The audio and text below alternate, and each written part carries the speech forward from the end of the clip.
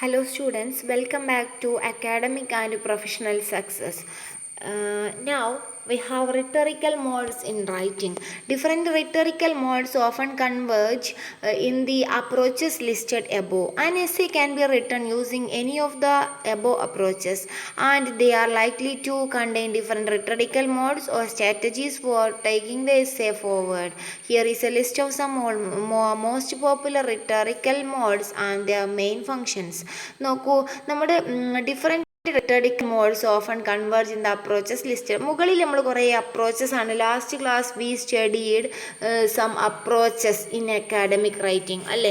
കുറേ അപ്രോച്ചസുകൾ, ഏത് അപ്രോച്ചിലൊക്കെ നമുക്ക് ഇതൊക്കെ എഴുതാൻ പറ്റും അല്ലേ. Expository approach, descriptive approach, persuasive approach. നമുക്കൊരു ലോജിക്കലായിട്ട് അറേഞ്ച് ചെയ്തിട്ട് ആളുകളെ നമ്മൾ പറയുന്ന നമ്മുടെ എഴുത്ത് ആകർഷിക്കത്ത രീതിയിൽ ലോജിക്കൽ ഓർഡറിൽ അറേഞ്ച് ചെയ്തിട്ട് ആളുകളെ പെർസ്വേഡ് ചെയ്യാനുള്ള എഴുത്തുകളാണ് പെർസ്വേസീവ് അല്ലേ. അനാലിറ്റിക്കൽ വേറെ രീതിയിലാണ്. ക്രിറ്റിക്കൽ ഇവാലുവേഷൻ എന്ന് പറഞ്ഞാൽ ഇപ്പോൾ റിവ്യൂ ഒക്കെ എഴുതുമ്പോൾ നമ്മളൊരു ബുക്കോ അല്ലെങ്കിൽ ഫിലിമോ റിവ്യൂ എഴുതണ പോലെയൊക്കെയുള്ള ആ ഒരു സംഭവങ്ങളാണ് അപ്രോച്ചസുകൾ. ഈ അപ്രോച്ചൊക്കെ എഴുതണമെങ്കിൽ ചില മോഡുകൾ ഉണ്ടാവും അല്ലേ. ഏത് റിട്ടറിക്കൽ മോഡിൽ അത് പ്രസൻറ്റ് ചെയ്യാം, ഏതൊക്കെ രീതിയിൽ ആലങ്കാരികമായിട്ട് എന്തൊക്കെ ഉൾക്കൊള്ളിച്ചുകൊണ്ട് അത് ഏത് രീതിയിൽ പ്രസൻറ്റ് ചെയ്യാം എന്നതാണ് rhetorical modes. Okay, they are likely to contain different rhetorical modes or strategies for taking the essay forward. Here is a list of some of the most popular rhetorical modes and their main functions. അപ്പോൾ ഇവിടെ rhetorical മോഡും അതിൻ്റെ ഫങ്ഷനും നിർബന്ധമായിട്ട് പഠിക്കണം. ഇപ്പോൾ നോക്ക്, narration എന്ന rhetorical മോഡിൻ്റെ function recounting events. അങ്ങനെ ഓരോന്നിൻ്റെ ഇത് എക്സാമിന് എപ്പോഴും ക്വസ്റ്റ്യൻ വരുന്നതാണ്. നരേഷൻ എന്ന rhetorical മോഡിൻ്റെ കീ ഫങ്ഷൻ എന്താണ്? റീകൗണ്ടിങ് ഈവൻസ് റീകൗണ്ട് ചെയ്യുക. നരേറ്റ് ചെയ്യുമ്പോൾ കഥ നരേറ്റ് ചെയ്യാറുള്ളത്. അധികം അത് നടന്ന സംഭവങ്ങൾ ആദ്യം മുതൽ അവസാനം വരെ കഥ പറയുന്നതാണ് നരേഷൻ. ഡിസ്ക്രിപ്ഷൻ നോക്കൂ, to describe or portray people, things, places. Describe ചെയ്യുക, ആളുകളെ, സംഭവങ്ങളെ, സാധനങ്ങളെ, സ്ഥലങ്ങളെയൊക്കെ ഡിസ്ക്രൈബ് ചെയ്ത് എഴുതുന്നതാണ്. യാത്രാ വിവരങ്ങളിലൊക്കെ എഴുതുന്നത് പോലെയുള്ള എഴുത്തുകളാണ് ഡിസ്ക്രിപ്ഷൻ എന്ന ആ ഒരു റെട്ടറിക്കൽ മോഡിൽ. അതിൻ്റെ ഫങ്ഷൻ എന്താണ്? ഡിസ്ക്രൈബ് ചെയ്യാനും ജനങ്ങളെ പോർട്രേ ചെയ്യാനും തിങ്സിനെ, പ്ലേസിനൊക്കെ പോർട്രേ ചെയ്യാൻ വേണ്ടിയിട്ട് ഉപയോഗിക്കുന്നു. Okay, illustration or exemplification, explaining with illustrations or example. നമുക്ക് അറിയാം ഒരു സംഗതി എക്സാമ്പിൾ വെച്ച് പറഞ്ഞു കൊടുത്തു കഴിഞ്ഞാൽ പെട്ടെന്ന് മനസ്സിലാവും. അപ്പോൾ ഈ ഇലസ്ട്രേഷൻസും എക്സാമ്പിൾസും വെച്ചിട്ട് എക്സ്പ്ലെയിൻ ചെയ്യുന്ന ഒരു കീ ഫങ്ഷനാണ് ഇലുസ്ട്രേഷൻ അല്ലെങ്കിൽ എക്സംപ്ലിഫിക്കേഷൻ എന്ന മോഡിനുള്ളത്. Next, division and classification, to explain categories and parts അല്ലേ. നമുക്ക് കാറ്റഗറീസും പാർട്സും ഒക്കെ ആക്കി തിരിക്കുന്ന സംഗതികളാണ് പറയാനും കോളൊക്കെ വരച്ചിട്ട് പറയാനുള്ളതാണ് നമ്മൾ ഡിവിഷൻ ആൻഡ് ക്ലാസിഫിക്കേഷൻ ആയിട്ടുള്ള മോഡാണ് ഉപയോഗിക്കുക. Process analysis, to explain how something work and to show how something can be done. ഇത് പെട്ടെന്ന് മനസ്സിലാവാൻ ഇപ്പം നമ്മൾ മൊബൈൽ ഫോണൊക്കെ വാങ്ങുന്ന സമയത്ത് അതിൻ്റെ ഡെമോ ഉണ്ടാവില്ലേ, അത് എങ്ങനെയാണ് എന്താ ചെയ്യേണ്ടതെന്നുള്ളത് നമ്മൾ ആ വാങ്ങുന്ന പെട്ടിയിൽ ഉൾക്കൊള്ളിച്ചിട്ടുണ്ടാവും. എങ്ങനെയാണ് ഇത് വർക്ക് ചെയ്യുക, എന്തൊക്കെയാണിത് ചെയ്യുക എന്നുള്ളൊരു കാറ്റലോഗ് അതിലുണ്ട്. അതാണ് പ്രോസസ് അനാലിസിസ് അല്ലേ. ആ ഒരു പ്രോസസ്സിനെ കുറിച്ചിട്ട് എങ്ങനെ അത് വർക്ക് ചെയ്യണം, ഹൗ ഇറ്റ് വർക്ക് എന്നുള്ളത് പരിചയപ്പെടുത്തുന്നതാണ് പ്രോസസ് അനാലിസിസ്. അപ്പോൾ ആ ഒരു റിട്ടറിക്കൽ മോഡിൻ്റെ ഉദ്ദേശം എന്താണ്? നമുക്ക് എങ്ങനെയാണ് അത് വർക്ക് ചെയ്യണമെന്ന് പറഞ്ഞു തരാനുള്ള ഒരു കീ ഫങ്ഷനാണ് അതിനുള്ളത്. Comparison and contrast, to show similarities and differences. ഇപ്പോൾ ആമസോണിലൊക്കെ സാധനങ്ങൾ വാങ്ങുന്ന സമയത്തൊക്കെ നമ്മൾ സിമിലാരിറ്റിയും അതിൻ്റെ വ്യത്യാസം, അല്ലെങ്കിൽ എന്നും വേണ്ട, നമ്മളൊരു സാധനം വാങ്ങാൻ വിചാരിക്കുമ്പോൾ ഇപ്പോൾ ഓപ്പോ ആണോ സാംസങ് ആണോ നല്ലത് എന്നൊക്കെ പരിചയപ്പെടുത്തി തരും അല്ലേ. അതാണ് ഇത് കമ്പാരിസൺ ആൻഡ് കോൺട്രാസ്റ്റ് എന്നുള്ള രീതി. Cause and effect, explain using reasons and result. ഇതിപ്പോൾ ഒരു റിവ്യൂ പോലുള്ളൊരു സംഭവം തന്നെയാണ് cause and effect. Explain using reasons, കാരണങ്ങൾ പറഞ്ഞുകൊണ്ട് റിസൾട്ട് പറഞ്ഞു കൊടുക്കുക അല്ലേ.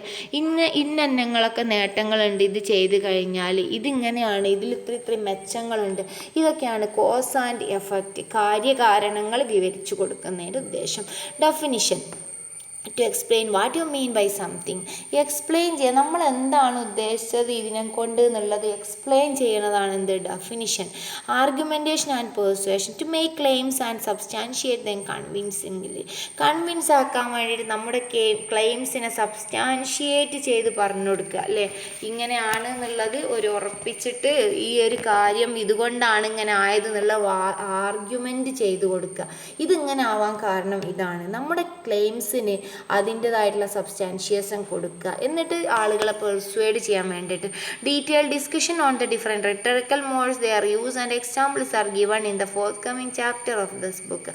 അപ്പോൾ കുറച്ചും കൂടെ എന്താണ് ഡീറ്റെയിൽ ആയിട്ട് റിട്ടറിക്കൽ മോഡ്സ് അടുത്ത് വരുന്ന ചാപ്റ്ററുകളിൽ ഉണ്ട് എന്നാണ് പറയുന്നത്.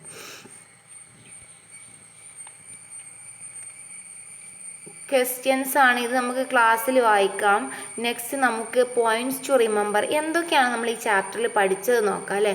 Points to remember. The genres of academic writing include essays, research paper, case study, literature review, project report, proposal and dissertation or thesis. The genre അല്ലേ, അക്കാദമിക് റൈറ്റിങ്ങിൻ്റെ ടൈപ്സ് എന്തൊക്കെയാണ്? Genre here means type. Essay ഉണ്ട്, research paper ഉണ്ട്, case study ഉണ്ട്, literature review ഉണ്ട്, project report ഉണ്ട്, proposal ഉണ്ട്, dissertation ഉണ്ട്, തീസിസ് ഉണ്ട്. ഇതൊക്കെയാണ് ജാൻർ. ഇത് എപ്പോഴും ക്വസ്റ്റ്യൻ വരുന്നതാണ് കേട്ടോ. What are the genres of academic writing? Okay, നോക്കാം. Next, genre names are used in different disciplines loosely. ജാൻറിൻ്റെ നെയിം എന്താണ് യൂസ്ഡ് ഇൻ ഡിഫറെൻറ്റ് ഡിസിപ്ലിൻസ്, അവർക്ക് വേണ്ട രീതിയിൽ ഒരു ഫ്രീ ആയിട്ടുള്ള ഡിസിപ്ലിനായിട്ട് നമുക്ക് ഉപയോഗിക്കാൻ പറ്റും. Understanding the meaning of the instructional word is essential in writing the right type of exercise. This is also important sentence. Okay, understanding the meaning of instructional words മനസ്സിലാക്കി കഴിഞ്ഞാൽ മാത്രമേ നമ്മൾ എഴുത്ത് റൈറ്റ് ടൈപ്പ് ഓഫ് എസ്സേ നമുക്ക് കിട്ടുള്ളൂ എന്നാണ് പറഞ്ഞത്. Instructional words നിർബന്ധമായിട്ട് നോട്ട് ചെയ്യണം. Contrast, describe, elaborate, explain, outline. അപ്പോൾ എക്സ്പ്ലെയിൻ എന്നൊക്കെ പറഞ്ഞാൽ ഇലസ്ട്രേറ്റ് ചെയ്ത് എഴുതുകയാണ് വേണ്ടത് അല്ലേ. അപ്പോൾ നമ്മൾ അതറിഞ്ഞാൽ ആ ഒരു വേർഡിൻ്റെ മീനിങ് അല്ലെങ്കിൽ അനലൈസ് ചെയ്യുക എന്നുള്ള മീനിങ് അറിഞ്ഞില്ലെങ്കിൽ നമ്മൾ എന്ത് ചെയ്യും? ഡിസ്ക്രൈബ് ചെയ്തു പോകും, വാരി വലിച്ച് അങ്ങനെ എഴുതും. അങ്ങനെ എഴുതാൻ പറ്റുമോ? അതിൻ്റെ ആവശ്യമുണ്ടോ അനലൈസ് ചെയ്യുക എന്ന് പറഞ്ഞാൽ? അപ്പോൾ അതുകൊണ്ട് നിർബന്ധമായിട്ടും ഇൻസ്ട്രക്ഷണൽ വേർഡിൻ്റെ മീനിങ് നമ്മൾ മനസ്സിലാക്കിയിരിക്കണം എന്നാണ് നമ്മളിവിടെ പഠിച്ചത്. Next, practising 5 paragraph model of essays will help you to understand the structure and function of essays easily. 5 paragraph essay എപ്പോഴും പ്രാക്ടീസ് ചെയ്യുക എന്നുള്ളത് പെട്ടെന്ന് സ്ട്രക്ചർ മനസ്സിലാക്കാൻ വേണ്ടിയിട്ട് സഹായിക്കും. A research paper provide detailed information on A topic through different sections like literature review,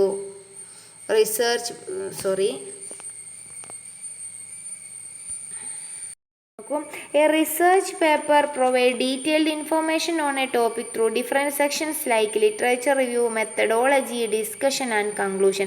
ഒരു research പേപ്പറിൽ ഏറ്റവും പ്രധാനപ്പെട്ട മോസ്റ്റ് ഇമ്പോർട്ടൻറ്റ് പാർട്ട് ഏതാണെന്ന് ചോദിച്ചു കഴിഞ്ഞാൽ മെത്തഡോളജി തന്നെയാണ് അതിൻ്റെ ആൻസർ കേട്ടോ. അപ്പോൾ ഒരു റിസർച്ച് പേപ്പർ നമുക്ക് ഡീറ്റെയിൽഡ് ആയിട്ടുള്ള ഇൻഫർമേഷൻ പ്രൊവൈഡ് ചെയ്യും. എന്തിനെക്കുറിച്ച്? Literature review, methodology, discussion and conclusion. Literature review നടത്തണം അല്ലേ, നമ്മളെ വർക്കിൻ്റെ ഒരു ബെനിഫിറ്റ് അറിയാൻ വേണ്ടിയിട്ട്, അല്ലെങ്കിൽ ഏത് രീതിയിൽ നമ്മുടെ വർക്കിൽ മാറ്റങ്ങൾ വരുത്തണം എന്നറിയാൻ വേണ്ടിയിട്ട്. പഴയ ആളുകൾ നമുക്ക് മുന്നേ ഈ വർക്ക് ചെയ്ത് നമ്മളെടുത്ത അതേ ടോപ്പിക്ക് ചെയ്തവരുടെ വർക്കുകൾ നമ്മൾ അനലൈസ് ചെയ്യുന്നതിനെയാണ് ലിറ്ററേച്ചർ റിവ്യൂ എന്ന് പറയുന്നത് അല്ലേ. അപ്പോൾ ഈ ഒരു കാര്യങ്ങളൊക്കെ റിസർച്ച് പേപ്പറിൻ്റെ സ്റ്റെപ്സാണ്. മെത്തഡോളജിയും എന്താണ് ഡിസ്കഷനും കൺക്ലൂഷൻ, ലിറ്ററേച്ചർ റിവ്യൂ ഒക്കെ. റിസർച്ച്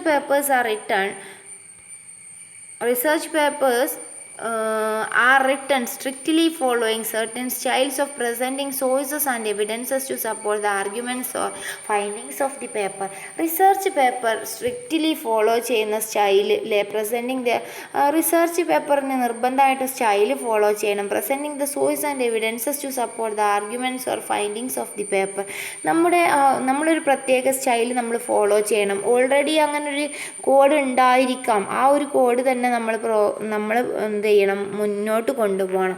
സോഴ്സ് പ്രസൻറ്റ് ചെയ്യാനും എവിഡൻസ് നൽകാനൊക്കെ ആയിട്ട്, ഫൈൻഡിങ്സ് ഓഫ് ദി പേപ്പർ, നമ്മുടെ പേപ്പറിലെ ഫൈൻഡിങ്സ് പ്രസൻറ്റ് ചെയ്യാനൊക്കെ ആ ഒരു സ്റ്റൈല് നമ്മൾ മുന്നോട്ട് കൊണ്ടുപോകണം എന്നാണ് പറയുന്നത്. അപ്പോൾ ഏതൊക്കെയാണ് സ്റ്റൈലുകൾ ഓർക്കുന്നുണ്ടോ? MLA style, APA style, Chicago manual style അല്ലേ? MLA സ്റ്റൈൽ ഇംഗ്ലീഷുകാരൊക്കെ ഉപയോഗിക്കുന്ന സ്റ്റൈലാണ്. പിന്നെ മറ്റേത് APA അമേരിക്കൻ സൈക്കോളജി അസോസിയേഷൻ. ഇതിൻ്റെയൊക്കെ ഉപയോഗങ്ങൾ നമ്മൾ പഠിച്ചു കഴിഞ്ഞതാണ്. Okay, a proposal is what you present to explain objective, purpose, methodology and detailed plan of a project you are wishing to take. എന്താണ് ഒരു proposal? What you present to explain objectives, purpose, methodology and detailed plan of a project you are wishing to take up.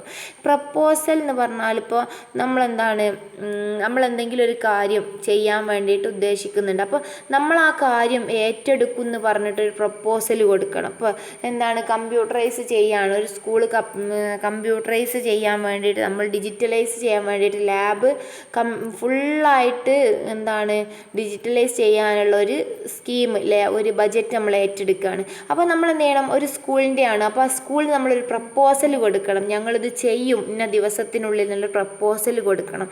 അത് നമ്മൾ എന്തൊക്കെയാണ് ചെയ്യാൻ പോകുന്നത്, നമ്മൾ objectives എന്താണ്, നമ്മൾ പേർപ്പസ് എന്താണ്, നമ്മളെ മെത്തേഡ് എങ്ങനെയാണ്, ഇങ്ങനെയുള്ള ഡീറ്റെയിൽഡ് പ്ലാൻ നമ്മൾ ആദ്യം സബ്മിറ്റ് ചെയ്യണം. നമ്മൾ ആർക്കാണോ കൊടുക്കുന്നത് അവർക്ക്. ഇപ്പോൾ കല്യാണത്തിൻ്റെ പ്രപ്പോസൽ പോലെ തന്നെ ഞാൻ പെണ്ണിനെ നോക്കിക്കോളാം എന്ന് പറഞ്ഞിട്ട് നമ്മൾ പ്രപ്പോസൽ നോക്കുന്നത് അതിന് വേണ്ടിയിട്ടാണില്ലേ, അതുപോലെ തന്നെയാണ് ഇതും ഒരു ഡീറ്റെയിൽഡ് പ്ലാനാണ്. അപ്പോൾ ഇതാണ് പ്രപ്പോസൽ. അതാണ് objective, purpose, methodology, detailed plan of a project you are wishing to take. നമ്മൾ ചെയ്യാൻ പോകുന്ന പ്രോജക്റ്റിനെ കുറിച്ചിട്ടുള്ള ഒരു പേർപ്പസ്, മെത്തഡോളജി ഒക്കെ ഡീറ്റെയിൽഡ് പ്ലാനൊക്കെയാണിത്. ഇത് നമുക്ക് the main purpose of the proposal writing practice is to demonstrate your ability to plan for a future action അല്ലേ. ഫ്യൂച്ചർ ആക്ഷൻ ചെയ്യാനുള്ള നമ്മുടെ ആ ഒരു എബിലിറ്റി നമുക്ക് പ്രപ്പോസലിലൂടെ നമുക്ക് കാണാൻ സാധിക്കും. Okay, the word case in case study refers to an individual situation or problem. Word case എന്ന് പറഞ്ഞാൽ ഇൻഡിവിജ്വലിൻ്റെ ഒരു സിറ്റുവേഷൻ അല്ലെങ്കിൽ ആ ഇൻഡിവിജ്വലിൻ്റെ ഒരു പ്രോബ്ലം ആണ് കേസ് സ്റ്റഡി അല്ലേ. The main skill involve in this case study are problem solving, critical thinking and writing. Case study uses the method of analysing sample cases, real or imaginary crisis, hypothetical situations to demonstrate how they are handled or resolved. Main skills involve in case study are. ഇതും important ആണ് കേട്ടോ. മെയിനായിട്ട് case സ്റ്റഡിയിലുള്ള സ്കില്ലുകൾ എന്തൊക്കെയാണ്? Problem solving ability ഉണ്ടാവും, critical thinking ഉണ്ടാവും. എങ്ങനെ ഈ പ്രോബ്ലം സോൾവ് ചെയ്യാം? ഒരു സ്ഥാപനത്തിലെ കുട്ടികൾ എല്ലാ വർഷവും തോറ്റുപോകുന്നു SSLC എക്സാമിന്. എന്താണ് ഇതിൻ്റെ കാരണം എന്നുള്ള റീതിങ്ക് ചെയ്യാനും അതിന് സൊല്യൂഷൻ കൊടുക്കാനുള്ള കഴിവുണ്ടാക്കലാണ് കേസ് സ്റ്റഡിയിൽ നമ്മൾ ആർജിക്കുന്നത്. Okay, case study uses the method of analysing sample cases. ഇത് നമുക്ക് റിയൽ കേസ് തന്നെ വേണമെന്നില്ല കേട്ടോ നമുക്ക് സ്റ്റഡി നടത്താനായിട്ട്. ഇമാജിനറി ക്രൈസിസ് എടുത്തിട്ട് നമുക്ക് സ്റ്റഡി നടത്താൻ പറ്റും. അല്ലെങ്കിൽ ഹിപ്പോത്തറ്റിക്കൽ ആയിട്ടുള്ള സിറ്റുവേഷൻസ് അല്ലേ, നമ്മളിൻ്റെ സിറ്റുവേഷൻസ് ഉണ്ടാക്കിയിട്ട് നമുക്ക് സ്റ്റഡി നടത്താം. To demonstrate how they are handled or resolved. അപ്പോൾ എന്താണ് ആ ഒരു കേസ് സ്റ്റഡി നടത്തിയിട്ട് വളരെയധികം പഠനങ്ങളും ക്വസ്റ്റ്യൻസും ഒക്കെ ചോദിച്ചതിന് ശേഷം അതിൻ്റെ ഒരു സൊല്യൂഷനും അതിൻ്റെ ലാസ്റ്റിൽ ഉണ്ടാവണം. അതതിൻ്റെ മെയിനായിട്ടുള്ള പാർട്ടാണ്. ഇപ്പോൾ ഒരു കുട്ടി എല്ലാ ദിവസവും ക്ലാസ്സിൽ നിന്ന് ഇറങ്ങിപ്പോവാണ് സാറ് കയറുന്നതിൻ്റെ മുന്നായിട്ട്. അപ്പോൾ ആ കുട്ടീനെക്കുറിച്ച് അന്വേഷിച്ച് രക്ഷിതാക്കളോടും കുടുംബക്കാരോടും ഫ്രണ്ട്സിനോടൊക്കെ വിവരങ്ങൾ ശേഖരിക്കുകയാണ്. അപ്പോൾ ലാസ്റ്റ് നമുക്ക് മനസ്സിലാവാണ് ആ കുട്ടിയുടെ വീട്ടിൽ പ്രാരാബ്ധമാണ്, വീട്ടിൽ വളരെയധികം പ്രശ്നങ്ങളുണ്ട്. അപ്പോൾ ആ കുട്ടിക്ക് ജോലി കൂടി ചെയ്യേണ്ടതായിട്ടുണ്ട്. വീട്ടിൽ അച്ഛന് തീരെ സുഖമില്ലാണ്ട് കിടക്കുകയാണ്, അമ്മ ജോലിക്ക് പോവാണ്. അത്രയും വീട്ടിൽ കഷ്ടപ്പാട് കൊണ്ടാണ് അവർ ജീവിക്കുന്നത് അല്ലേ, തീ തിന്ന് ജീവിക്കാന്ന് പറയില്ലേ, അങ്ങനെ ഒരു ജീവിതമാണ് അവരുടേത്. പക്ഷേ ഈ കുട്ടി ജോലിക്ക് പോകാൻ വേണ്ടിയിട്ടാണ് വൈകുന്നേരത്തെ ആ ലാസ്റ്റ് അവർ പെട്ടെന്ന് ഈ കുട്ടി ഇറങ്ങിപ്പോകുന്നത്. അപ്പോൾ ഈ ഒരു സംഗതി കണ്ട അധ്യാപകൻ എന്ത് ചെയ്യുന്നു? കുട്ടിയോട് ഈ ചോദ്യങ്ങൾ നിരന്തരം ചോദിച്ചു കൊണ്ടിരിക്കുന്നു. അങ്ങനെ ഈ കാര്യങ്ങളെല്ലാം പുറത്തേക്ക് വരുന്നു. എന്താണ് actually what is the problem of this boy അല്ലേ, അല്ലെങ്കിൽ ഓർ ഗേൾ. ഈ ഒരു കുട്ടിയുടെ പ്രശ്നം മനസ്സിലാക്കുന്നു, അങ്ങനെ അതിനൊരു സൊല്യൂഷൻ ലഭിക്കുന്നു. കുട്ടീനോട് ആ സാഹചര്യത്തിൽ നല്ല രീതിയിൽ പെരുമാറിയിട്ട് അതിനെന്തെങ്കിലും സൊല്യൂഷൻ നമ്മൾ കണ്ടെത്തിയിട്ട് ആ കുട്ടിക്ക് പറഞ്ഞു കൊടുക്കുന്നു.